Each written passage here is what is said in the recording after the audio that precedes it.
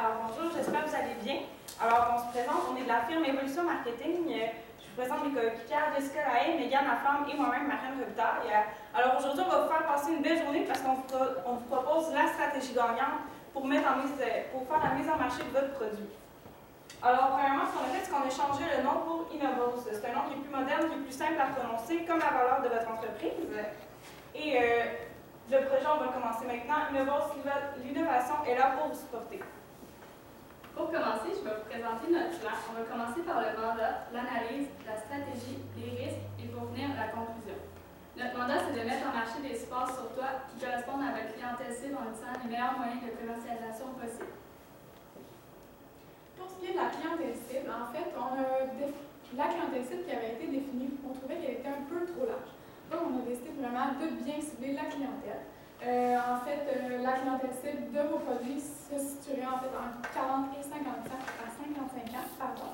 Au niveau des habitudes comportementales des consommateurs ciblés, seraient en fait les consommateurs qui aiment voyager, qui font du sport, qui adorent le plein air, puis qui veulent éviter aussi de perdre leur autonomie et de perdre du temps. Leur préférence, évidemment, c'est des produits de qualité, des produits qui vont permettre l'efficacité, la simplicité, puis l'accessibilité surtout. Puis c'est aussi des consommateurs qui sont très fidèles à la marque étant donné la qualité. Puis au niveau du personnel, en fait, on a défini un personnage type au niveau de la clientèle cible.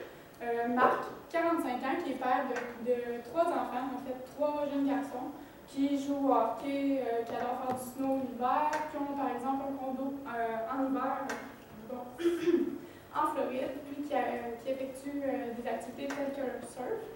Puis vos produits vous permettraient d'effectuer toutes ces activités-là avec de la facilité, de la simplicité. Alors, on a fait une petite analyse de votre entreprise. Les forces de votre entreprise, c'est que votre idée est innovante. Elle n'existe pas encore sur le marché. Elle est simple pour les consommateurs, elle est accessible. Ensuite, c'est un produit qui répond justement aux besoins de la clientèle. C'est un produit qui va leur faciliter la vie. Puis ensuite, votre force, c'est vraiment vos ressources. Vous êtes 2 fondateurs qui ont vraiment des spécialités distinctes. En plus de l'avocat, vous formez vraiment une belle équipe qui va vous mener loin dans le projet. Les défis à avoir, dans le fond, c'est l'absence d'accessoires supplémentaires. Ensuite, le produit est seulement compatible avec une marque, soit Arthur. La clientèle cible est un peu trop large, mais on l'a rectifié. Et la façon comment vous rejoignez vos consommateurs. Les opportunités, c'est vraiment que 60,6% des usagers, justement, ils conviennent que les supports qui sont sur les toits sont difficiles à utiliser, sont difficiles à manipuler. Donc, c'est quand même une belle opportunité. En plus, que TUL font des produits qui sont compatibles avec votre support. Les menaces, c'est vraiment tout par rapport à TUL, dans le fond, qui sont leaders dans cette conception, puis qu'ils ont des droits sur l'exclusivité de leurs produits. Donc, notre stratégie pour vous aujourd'hui, c'est vraiment, ça se base sur le concept de s'allier pour mieux performer. On a défini quelques stratégies qui est à la base de notre concept de s'allier pour mieux performer. Donc, le premier, qui est de faire des partenariats, en fait, de s'allier avec des concessionnaires, tels que la marque Subaru, Audi ou BMW, qui leur permettrait à leur tour, lorsqu'ils vont vouloir vendre leur voiture à des consommateurs, d'offrir l'ajout du support de votre produit, en fait le support sur toi. Par exemple, un consommateur se présente chez un concessionnaire tel que Subaru, puis là, il désire acheter une voiture telle qu'un VUS ou un SUV. Puis là, le vendeur lui propose, vous ajoutez les bancs chauffants, la climatisée, et là, votre produit serait mis en valeur.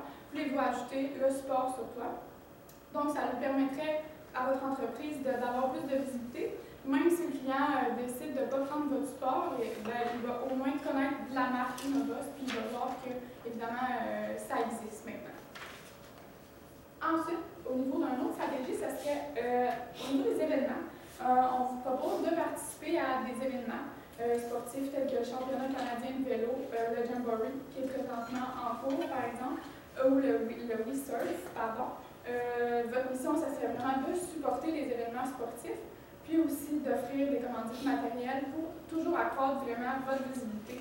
C'est vraiment à la base des stratégies. c'est pas nécessairement une commandite matérielle comme des supports, ça peut vraiment être des objets promotionnels qui vont vraiment montrer le nom partout pour que les gens commencent à comprendre c'est quoi le produit Innovus. Puis en troisième lieu, ça serait le partenariat avec Tulle et bien évidemment le plus important. En fait, ça serait d'ajouter l'expertise de l'entreprise Tulle, qui oui est déjà connue sur le marché. En fait, ils ont déjà une excellente réputation, ils ont déjà plusieurs produits déjà sur le marché. Puis ça permettrait à votre entreprise de s'allier avec cette autre entreprise-là, puis de vendre des produits en complémentaire. Ça permettrait aussi d'offrir des accessoires à vos supports, puisque là, étant donné que vous vendez seulement des supports sur toit, qu'il n'y a pas d'accessoires sur le dessus, avec ce partenariat-là, vous allez pouvoir vraiment offrir un produit complet qui va répondre aux besoins des consommateurs. C'est vraiment très important. Puis, grâce au partenariat avec eux, ça vous permettrait de rassembler votre innovation, votre entreprise Innovus, à la visibilité actuelle de Tulle. Ce qu'on avait pensé dans le fond, c'est que si vous lancez votre produit sans complémentaire, sans accessoires sur le toit, les gens vont direct se diriger vers Tulle, fait que leur fidélité vont aller vers Tulle, excusez-moi pour le nom. Tandis puis ensuite, 2-3 ans plus tard, les gens vont déjà avoir leur accessoire, ils vont déjà avoir leur préférence justement pour cette marque-là qu'ils ont utilisée pendant les années précédentes. En faisant le partenariat, puis direct lancer le produit avec Tulle, vous offrez un produit qui est plus complet, puis vous faites des profits justement sur les accessoires qu'eux vendent avec votre produit. Fait que c'est gagnant-gagnant pour les deux entreprises. Pour ce qui est du marketing mix au niveau du produit, on l'a un peu défini tout à l'heure, mais on vous propose d'offrir le support en incluant tous les accessoires offerts par Tulle pour permettre de répondre aux besoins de la clientèle. Donc, ça conviendrait mieux évidemment à la clientèle. Pour ce qui est du prix, en fait, comme étant défini, le prix de base du support seulement est de 675. Les prix varieraient en fonction de l'accessoire voulu par le consommateur. Donc, ce serait variable. Ensuite, on vous propose de faire une remise aux concessionnaires et aux détaillants de 25 pour nécessairement qu'ils soient attirés vers votre entreprise. Puis, on proposerait aussi aux consommateurs, aux clients, une période d'essai de 30 jours pour qu'ils soient plus attirés vers votre entreprise, pour accroître la fidélité, puis qu'eux, à leur tour, ils parlent à leurs proches de la période d'essai, qui est assez un avantage. Concernant la distribution, on vous propose de faire du B2C via le site web de l'entreprise et les expositions ou allant directement dans les centres de ski, les centres de snow, l'été dans les centres de kayak ou peu importe. Sinon, on vous propose aussi, peut-être plus tard, de faire du B2B via des représentants qui iraient directement dans les détaillants de sport comme Sport Expert, Sale, qui pourraient promouvoir le produit pour savoir si eux, ça les intéresse de les vendre. Puis aussi dans les concessionnaires comme Egal, on le parlait auparavant. Évidemment, pour le moment, si vous décidez de faire du B2B, les représentants seraient vous, parce étant donné que vous êtes une entreprise au point de départ, vous êtes les mieux placés pour faire les représentants. Donc ça, c'est une possibilité aussi à long terme. Concernant la communication, on dit de viser principalement les magazines spécialisés parce que ça atteint vraiment une clientèle vraiment spécifique, les expositions, les médias sociaux via Facebook, Instagram et les blogs, des ambassadeurs sportifs qui pourraient promouvoir sur Facebook, sur Instagram et sur les blogs, et aussi des commandites matérielles, comme par exemple dans les événements, on pourrait donner des commandites vraiment plus avec le nom pour que on ait plus de visibilité et que le monde nous connaisse face à ça.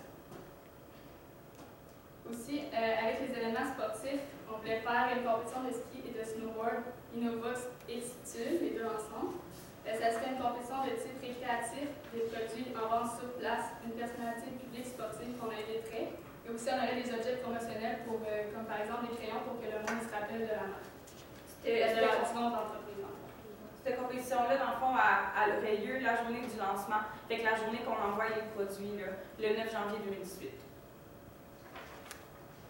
Les ressources humaines, ça serait les fondateurs, donc vous, on a un designer aussi, l'avocat, l'évolution marketing qui est nous, et les bénévoles des événements. Concernant les ressources financières, on a la mise de fonds des actionnaires, le bootstrapping, Kickstarter et les profits d'événements du lancement. Pour le budget, on vise vraiment que le budget, ça va être pour le site web, pour le prototype, pour les honoraires, ça serait pour vous. Et aussi les frais de déplacement, par exemple, si vous voulez aller voir le marché de la Chine ou le marché de l'Amérique du Nord. puis aussi au niveau des frais de déplacement, si vous décidez d'aller visiter des détaillants, d'aller visiter des concessionnaires, etc. Dans le fond, vous avez fait, la diaporama est pas là, on vous a fait un petit échéancier rapide. Dans le fond, ce qu'on prévoit faire, c'est que là, pour l'instant, on ferait comme vous avez fait votre échéancier du départ. Ce qu'on ajouterait, c'est que l'été, pendant l'été 2017, on irait faire les championnats, les compétitions de ski, tout ce qui se passe comme événements sportifs d'été. Ensuite, pendant l'automne, on irait vraiment faire les contacts avec les concessionnaires et les détaillants. Et dans le fond, vous allez vous déplacer vers les détaillants comme Sears, Canadian Tire, Sport Expert, vraiment des gens qui ont des accessoires pour auto, mais surtout des détaillants qui y aller le plus possible pour vraiment aller chercher une plus grande clientèle. Ensuite, vers janvier, c'est vraiment là qu'on va lancer le produit, faire la précommande, ensuite lancer le produit et faire l'événement de lancement qui est Onova's Time Tude. Évidemment, l'événement de lancement va prendre une grande planification. Donc, il va falloir planifier la période de planification de l'événement avant janvier pour qu'en janvier, vous soyez prêts, évidemment, à faire l'événement de lancement, puis à se démarquer aussi des autres concurrents, puis à avoir plus de visibilité. Donc, les risques qu'on a, ça serait le respect des chantiers, le respect du budget, l'échec de partenariat avec les concessionnaires et les échecs de partenariat avec TUD. Donc, pour remédier à la première, ça veut vraiment faire un agenda de planification, donc faire un échéancier vraiment détaillé et faire un échéancier pour faire un agenda, pour chaque activité. Fait que dans le fond, on va faire une planification de quand on va aller rencontrer les concessionnaires, quand on va aller rencontrer les détaillants. Ensuite, le respect du budget, on va faire un cahier des dépenses. Pour les échecs de partenariat avec les concessionnaires, là, on a vraiment visé des marques de luxe, vu que c'est un produit qui est vraiment de haute qualité. Mais si ça ne marche pas avec ces produits-là, on peut descendre un peu de gamme sans nécessairement aller à la basse qualité. Fait aller encore avec des marques qui offrent des VUS, sans seulement prendre BMW et Audi. Et s'il y a un échec de partenariat avec TUL, on pourrait se revirer vers un nouveau partenaire qui offre des accessoires et modifier notre support pour vraiment que les deux soient compatibles ensemble. Parce que bien évidemment, il existe d'autres compagnies autres que TUL qui vous permettra à votre entreprise aussi d'accroître la visibilité, puis d'associer les accessoires avec votre support qui démontre l'innovation. Donc en fait, pour conclure, un bref rappel du mandat, on avait comme mandat de mettre en marché des supports sur toit, vos produits en fait, vos supports sur toit qui répondent à une extrême innovation, puis qui correspondrait aussi à une clientèle bien définie en utilisant les meilleurs moyens de commercialisation comme on vous a proposé, tels que la stratégie avec les partenaires tels que TUL, ensuite avec en s'alliant avec les concessionnaires, puis finalement en participant à des événements bien importants. Ces moyens-là seront les meilleurs moyens pour accroître votre visibilité de votre entreprise. Puis, il ne faut pas oublier non plus qu'en s'alliant, c'est vraiment pour mieux performer. Puis, on croit réellement, en fait, nous sommes convaincus que notre stratégie sera la meilleure pour votre entreprise, puisque notre stratégie est à la base, tout comme votre produit, de l'innovation. Puis, ça vous permettra non seulement de vendre aussi vos produits, mais d'accroître votre visibilité à une clientèle beaucoup plus large. Donc, merci. Est-ce que ma collègue avait quelque chose à ajouter? Ce qu'on veut vraiment, c'est vraiment offrir un produit qui va répondre aux besoins de la clientèle, donc pas seulement le support, vraiment leur offrir l'accessoire qui va avec pour vraiment répondre à tous les besoins. Puis un peu ce qu'on veut offrir comme produit, ça serait, admettons, on irait en magasin ensemble. Jessica préfère le kayak, moi je préfère le snowboard. Je prends vraiment mon accessoire qui convient à mes activités sportives. Jessica prend son matériel, son accessoire, excusez-moi, qui convient à son activité sportive. Fait qu'on veut vraiment plaire à tous les goûts, à toute notre clientèle. Merci de nous avoir invités. On peut passer à la question. Ça fait combien de temps? 14 minutes, 50.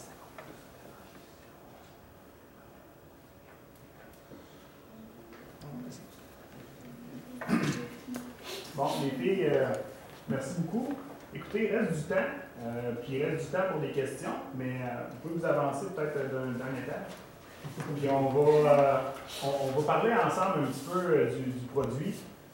Qu'est-ce que vous en pensez?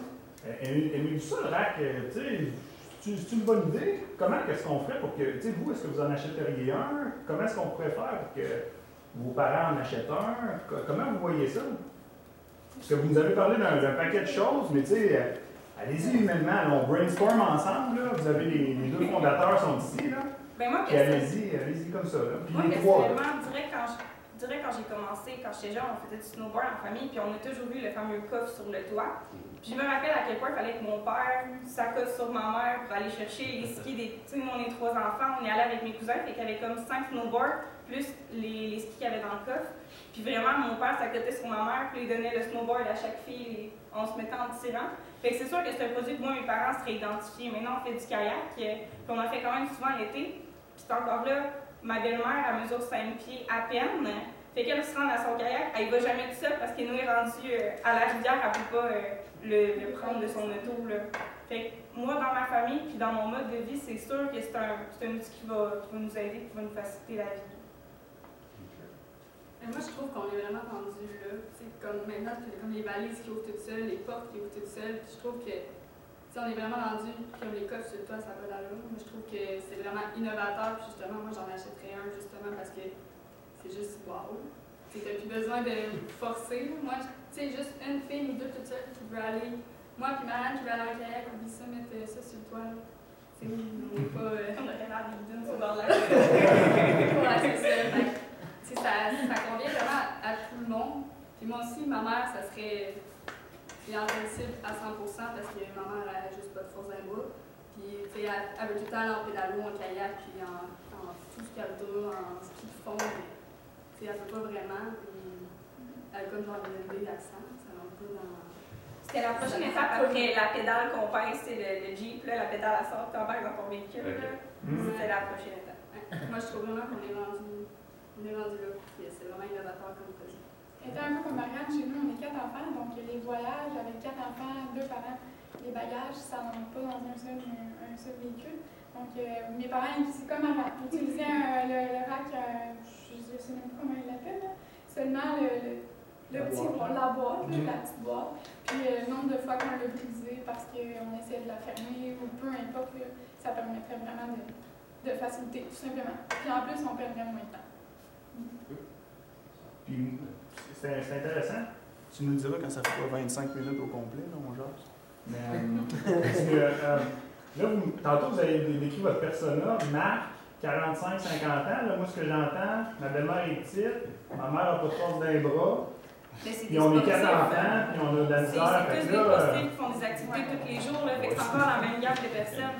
L'âge, ma belle-mère est dans ces âges-là, mon père est dans ces âges-là, c'est vraiment la clientèle qu'on vise. Mais c'est sûr que, autre la clientèle cible, c'est pas parce que j'ai pas 40 ans que je n'irai pas me procurer. Là. Si j'ai des besoins, c'est sûr que je vais aller me l'acheter au-delà d'un coffre que justement, il faut que je monte sur le toit pour le prendre. Là. C'est pour lancer un produit, en fait, ça prend absolument une clientèle cible pour bien cibler les besoins. Mais comme Marianne a dit, quelqu'un qui a les mêmes besoins, qui est plus jeune, let's go. Rien ne lui empêche de l'acheter, vraiment. Mais tous nos exemples, c'est vraiment lié au sport, au voyage, au plein air, C'est surtout promener en famille. C'est surtout au fait que c'était haut de gamme aussi. Les revenus des gens, quand on est jeune, on n'a pas vraiment le moyen de se le permettre. Fait que on visait plus haut parce que les gens avaient plus le moyen de se le permettre. Puis quand tu as justement 40 ans, tes enfants, ils n'ont pas comme 6 ans. Fait qu'ils ont l'âge de faire du snow, du ski, du kayak. C'était l'âge parfait. Les 40-55 ans, en fond, vous parliez, c'est vraiment, disons, la clientèle précoce Ouais. qu'elle est l'adopter. Puis par la suite, disons, tu vas rejoindre un autre masse indirectement avec eux. Moi, j'avais une question pour vous, j'avais dit j'avais dit ça ailleurs un peu. Vous avez parlé surtout la slide, le marketing mix. Il y avait votre B2C via le web, via les expositions. Vous avez quand même beaucoup donné de suggestions via les expositions. Moi, je vais en entendre davantage par rapport au web. Est-ce que vous aviez pensé à une stratégie quelconque? Comment est-ce qu'on va faire connaître ça via le web? Ce que vous pourriez faire, c'est offrir un site transactionnel. Étant donné que vous voulez faire du B2C directement au consommateur, le site transactionnel permettrait ça parce que tu as un accès direct au consommateur. C'est le consommateur qui va sélectionner le produit en fonction de ses besoins. Vous pourriez offrir, en fait, ça faisait partie du budget de l'échéancier, d'offrir une plateforme web non seulement promotionnelle, vous pourriez la faire transactionnelle pour faire connaître davantage vos produits, puis ça vous permettrait d'accroître les ventes aussi. OK. Mettons dans les questions que j'avais. Ah, c'est ça. Dans la même slide, en fait, sur le marketing mix, vous avez parlé de donner de remise au concessionnaire de 25%. Oui. Ce chiffre-là, 25%, d'où est-ce que vous êtes allé chercher dans le fond? Parce que c'est quand même une grosse part dans la marge de profit qui vient d'être dirigée là. Beaucoup d'élaborer là-dessus. En fait, pour ce qui est des remises aux détaillants ou, par exemple, nous, on a donné les concessionnaires parce que c'est la meilleure stratégie de s'allier aussi avec les concessionnaires, mais ça varie habituellement entre 25 et 30 lorsque vous offrez une remise aux concessionnaires ou aux détaillants, ça leur permet de, eux, venir vers vous parce que eux, ça leur permet d'avoir effectivement plus de profit, autant vous aussi. Mais ça va vous permettre aussi d'assurer une fidélité avec les détaillants. C'est vraiment pour ça. De s'assurer qu'ils poussent notre produit dans le fond. Oui. Okay. En fait, les vendeurs vont nécessairement être portés à vouloir vendre notre produit. OK. Puis, vous avez parlé aussi des ambassadeurs sportifs et des commandites locales. C'est qui, quoi? Puis, vous avez en tête un peu, vous pensez un petit peu à ça, à ce niveau-là?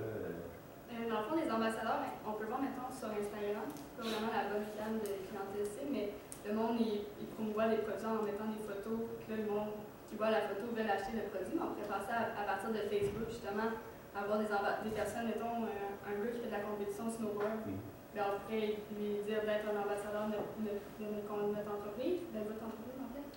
Puis lui, il pourrait comme prendre une photo avec son auto, avec le rack, montrer à quel point lui, il veut pas, il est fameux sur Facebook, désolé le terme. Donc, ça fait vraiment de la visibilité pour ça. Sinon, pour les commandites, dans le fond, c'est les événements. Vu qu'on va voir dans les événements, on peut faire une commandite avec votre nom d'entreprise pour encore plus de visibilité. Puis on le sait, en fait, les médias sociaux aujourd'hui, c'est très actuel. C'est vraiment un moyen qui coûte presque rien. Puis en ayant, par exemple, un ambassadeur sportif, ça va vous permettre d'avoir une visibilité presque gratuite parce que lui, il va afficher votre marque.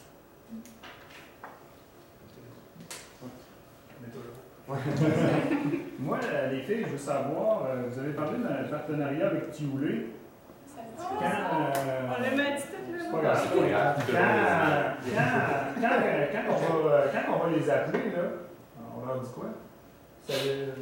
Bien, pour eux, c'est tellement un avantage, là, parce que eux, ce qu'ils offrent, c'est le sport traditionnel, justement, que mon père monte sur ma mère pour aller chercher les skis. Nous, ce qu'on offre, c'est un sport qui est plus avantageux. Donc, eux, étant donné, tu sais, nous, on va faire des profits sur leurs accessoires qu'on vend, eux, ils vont faire des profits sur nos sports. Mais en mixant les deux, là, eux, ils offrent le meilleur produit à leur clientèle, puis vous offrez le meilleur produit à votre clientèle. C'est vraiment un concept qui est gagnant-gagnant. Et pourquoi les autres n'y ont pas pensé? Le produit est en démarrage. Non, mais Tioulé, les faire des ingénieurs travaillent là à temps plein. Non? Ben peut-être, je sais pas. Ils n'ont sûrement pas l'intelligence de... Mais comment, s'ils n'y ont pas pensé jusqu'à présent, comment est-ce qu'on apporte ça d'une manière qu'eux, ils ne font pas comme, eux autres, on les laisse de côté, nous, on va faire notre propre gamme, puis on va les mettre sur le marché. Comment est-ce qu'on va apporter ça à eux d'une manière à ce qu'ils ne nous bypassent pas et qu'ils créent leur propre accessoire? Avez-vous une idée là-dessus? Peut-être en misant sur la valeur ajoutée que vous êtes fait au Canada. Étant, par exemple, vous offrez à Tioulé de faire une alliance, un partenariat avec quelques accessoires de leur gamme de produits. Seulement au Canada, là, vous auriez une valeur ajoutée de, comment on appelle ça, l'origine, l'effet d'origine. Puis, je sais pas si vous voulez ajouter quelque chose. Mais moi, je pense juste que ça leur fait de la visibilité aussi. Ouais. Juste, on est sur le site transactionnel, moi je magasine, puis je choisis mon support Innova. J'ajoute l'accessoire pour kayak Tioulé. Veux pas, j'ai vu le nom, j'ai vu l'image, fait que ça reste en tête. Fait que si on a des produits qui n'est pas correspondant avec le support, mettons, qui vendent un rétroviseur, genre un miroir pour rétroviseur, quelque chose qui va sur un char, mais tu sais, si je vois cette marque-là, je me dis, je l'ai déjà acheté avec mon support. Fait que je pense aussi qu'on leur offre une belle visibilité. Okay. Eux, ils ont leur visibilité avec leur entreprise, mais là, en ayant un partenariat avec votre entreprise, ils accroissent leur visibilité. Là. En ayant même pas, ça fait pas partie d'eux, c'est votre entreprise. Ça va faire, mais en tout cas, tous les gens fonctionnent beaucoup par l'acquisition. Ce qu'ils vont faire, c'est qu'ils vont aller acheter des compétiteurs en fait, pour contrôler le marché. Mais ils ne vont pas maintenant les rebrander. Ils vont aller acheter le rack cheapette, on va dire d'entrée de gamme, puis ils vont le laisser tel quel avec la compagnie, puis tu vois même pas comment on a de la boîte et c'est tout encore. Fait que je me dis, est-ce que, à votre avis, ça peut être une option à la place d'essayer de se faire acheter par tous les, c'est-tu peut-être une option aussi? Je lance ça. Au lieu du partenariat, pour ça se faire acquérir par tous les. Moi, je ne proposerais pas ça parce qu'il ne faut pas oublier non plus que c'est votre entreprise et que ça mérite une visibilité. Donc, je commencerai par miser vraiment par le partenariat pour mettre en œuvre la visibilité de votre entreprise. Je pense que ça change du tout si vous passez de haut de gamme de ce que vous avez en ce moment à un rack chipette. Non, mais c'est un exemple. Ils achètent aussi, il y a aussi d'autres compagnies. Vous êtes aussi quand même les seuls à offrir le reste à l'enlever. Moi, je ne ferais pas ce côté pour vendre à quelqu'un d'autre votre idée, en fait. La période de questions est terminée. Merci les filles.